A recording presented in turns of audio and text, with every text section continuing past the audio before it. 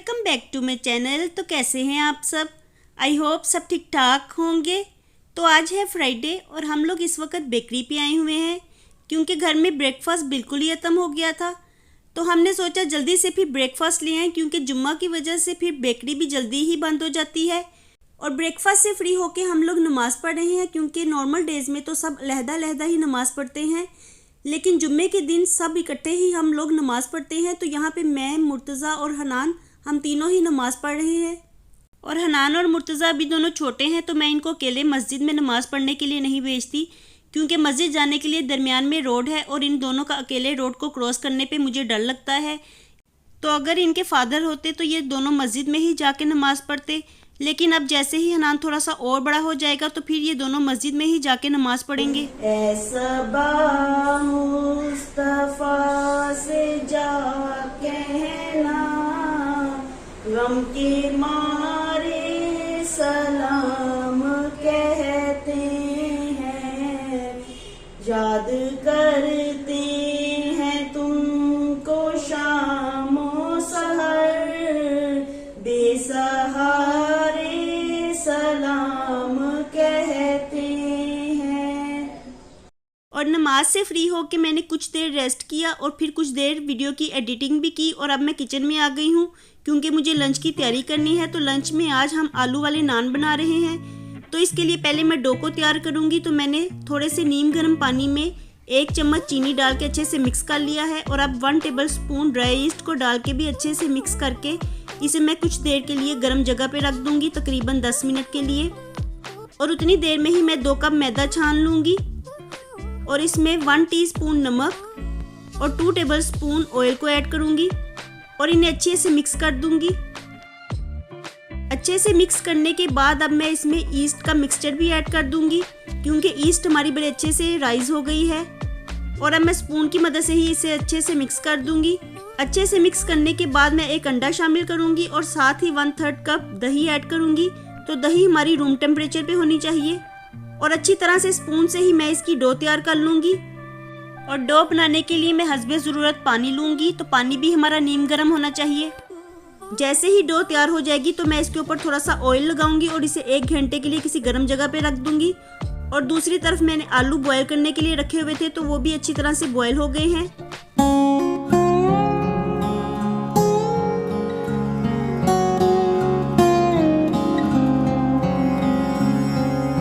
और यहाँ पे 1 घंटा हो गया तो मैं डो को देख रही थी तो डो हमारी अच्छे से राइस हो गई है।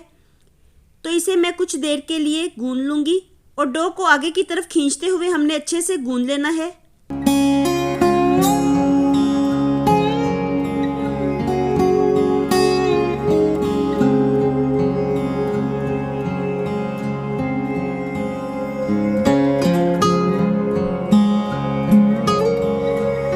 जब डो को मैं अच्छे से गूंद लूँगी तो इसे कुछ देर के लिए रेस्ट पे रखूँगी और उतनी देर में ही मैं आलूओं को मैश कर लूँगी।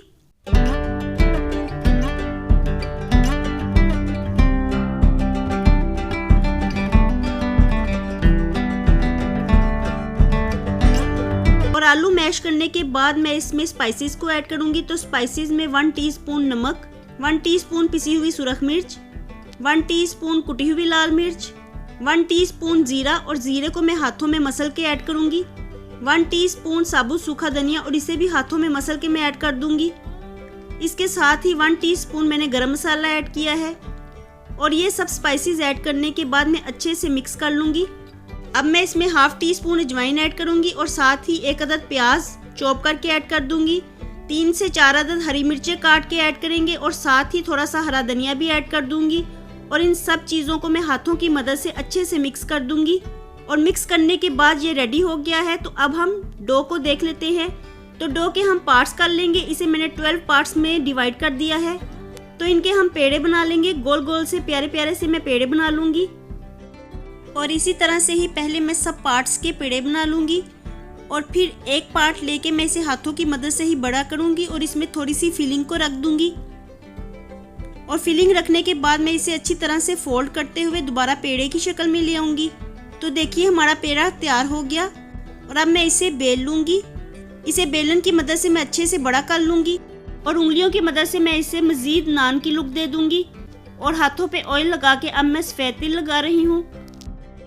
और अब एक फ्राई पैन को अच्छी तरह से गर्म करके मैं इसमें नान को रख दूंगी और इसे ऊपर से ढक दूंगी। और कुछ देर बाद ही हमारा नान पक जाएगा तो मैं इसकी साइड को टर्न करूंगी और थोड़े से ऑयल की ब्रशिंग भी कर दूंगी।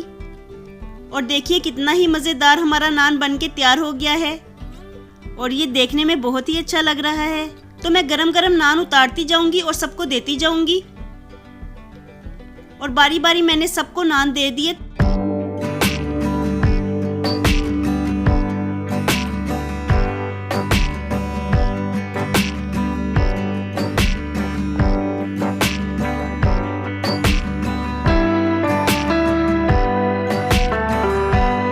और अब मैं बाहर का वेदर देख रही थी तो शाम होने वाली है और कल कपड़े वॉश किए थे तो वो भी सूखने के लिए पड़े हुए हैं, लेकिन अभी तक गीले ही हैं, इसलिए मैं आज इनको इधर ही पड़ा रहने दूंगी।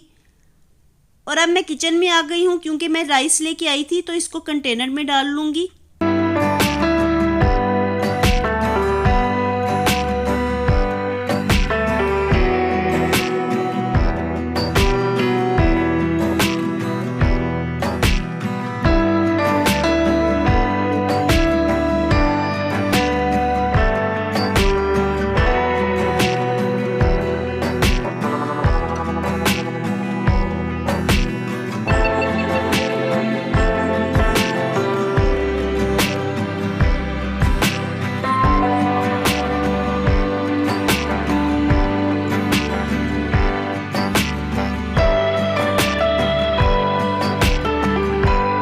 और कंटेनर को मैंने अच्छी तरह से फिल कर लिया। तो अभी कुछ राइस शॉपिंग बैग में ही बच गए थे तो पहले मैं आज पकाने के लिए कुछ राइस निकाल लूँगी।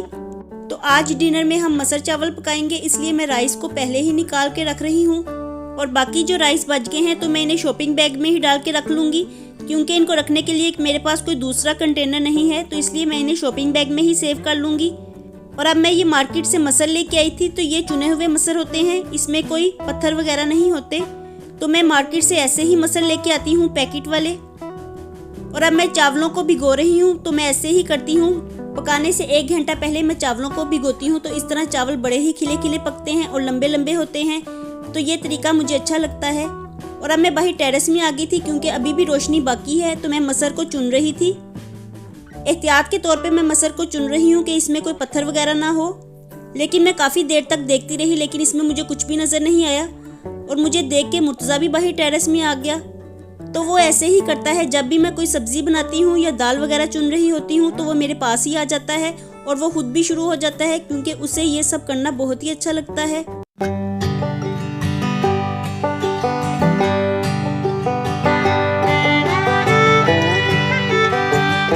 और अब मैं मसर को वॉश कर लूँगी क्योंकि अब मैं साथ ही डिनर बनाने की तैयारी शुरू करने लगी हूँ। तो मसर को मैं 5 से 6 पानी अच्छे से निकाल लूँगी ताकि ये अच्छी तरह से क्लीन हो जाएं।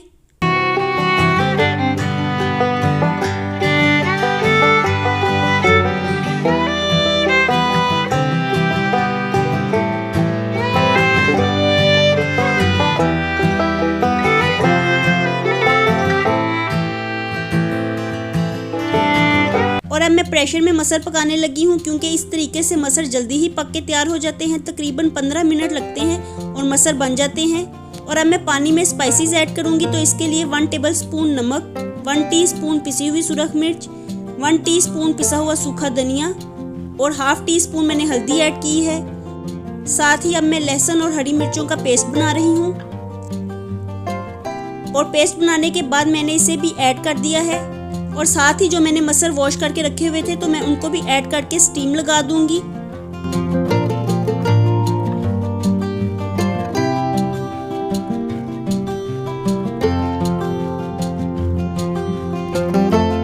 और 15 मिनट में ही हमारे मसर बन के तैयार हो गए और ये काफ़ी गाढ़े थे तो मैंने इसमें 1 गिलास के करीब पानी ऐड कर दिया और 1 कप भर के मैंने इसमें दूध ऐड किया है क्योंकि अगर मसर में दूध ऐड ना करें तो इनकी रंगत ब्लैक होती है और ब्लैक मसर मेरे बच्चों को पसंद नहीं है। तो मैं इनमें दूध ऐड कर देती हूँ जिससे इनका रंग बहुत ही अच्छा हो जाता है। और अब साथ ही मैंने चावल भी बॉईल करने के लिए रख दिए हैं क्योंकि डिनर का टाइम होने वाला है। तो अब मैं चावल भी साथ ही पका लूँगी। और दूसरी तरफ मैं मसर के लिए तड़का बना रही थी। तो जो लहसुन पेस्ट मैं तैयार करती हूँ उसमें से थोड़ा सा बचा लेती हूँ और उसी लहसुन पेस्ट का तड़का बना के मैं मसरों में ऐड कर देती हूँ। तो यहाँ पे मैं तड़का ही लगा रही थी।